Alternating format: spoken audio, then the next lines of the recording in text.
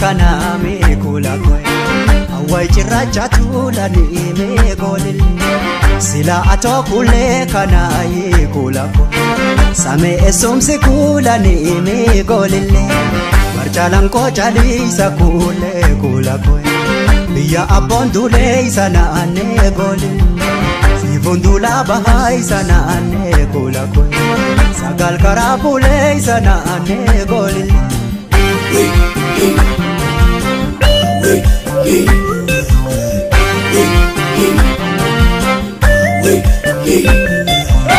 Gubba korichatin dubai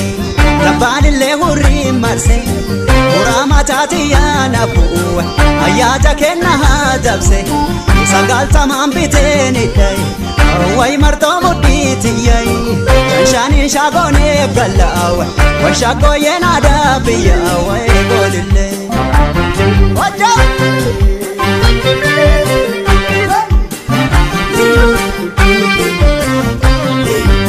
Horu kenya gudoi sanane wala kan kurkurai sabontu wala kan kurkurai Lame wali gale sanane dala chagurgurai sabontu dala chagurgurai Shagoye na sirbi sanane wai sirba jalalai zakule wai sirba jalalai Ajaza singabui sanane sibuna lana lai zakule sibuna lana lai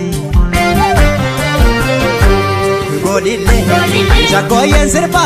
jati kawari galgala Namaram tena boji te jalalai Jaliye Kanjala tesila homa ija burangabu Saganille karabu lendalaw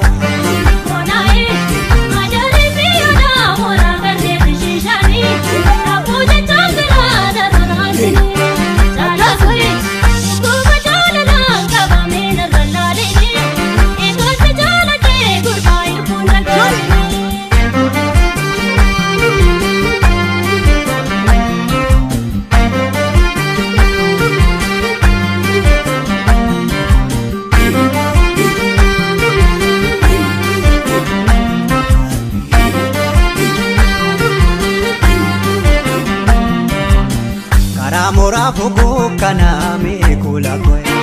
awai chiracha tulani me golil sila ato kule kana ye kula koy same esomse kulani me golil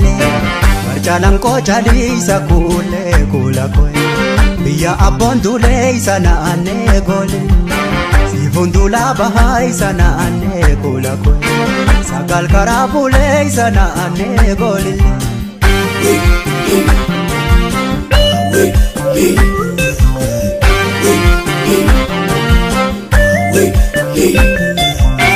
Hilali dardara oromo Gobaren regali Ada obi sirba barsewa Shagoyen shani gale Nangarta dubre oromo Yakabiftu hangazani Daksan rube sirbu Hilal tulle dangawani Golille Waja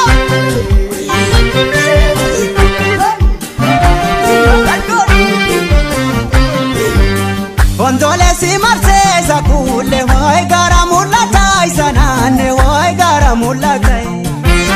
Tatak sana sirbi sanane Kaniti damatai zakule Hari jibatai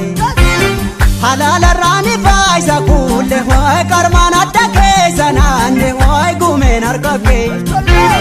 Arrasa dalatu sanane Wai bontun akake zakule Sa bontun akake Golili Unne wal jalatu Homa wale sin salvatu Nefu jalala gen kabanu batu Chaliye Unne konsi bana Seni komana jarratu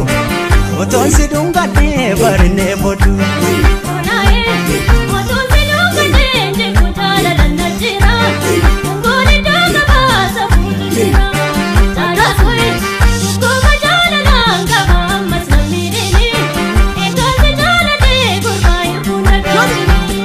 Egasi jala lenta la watanda gadini Egasi jala lenta kurbai punda gadini Egasi jala lenta la watanda gadini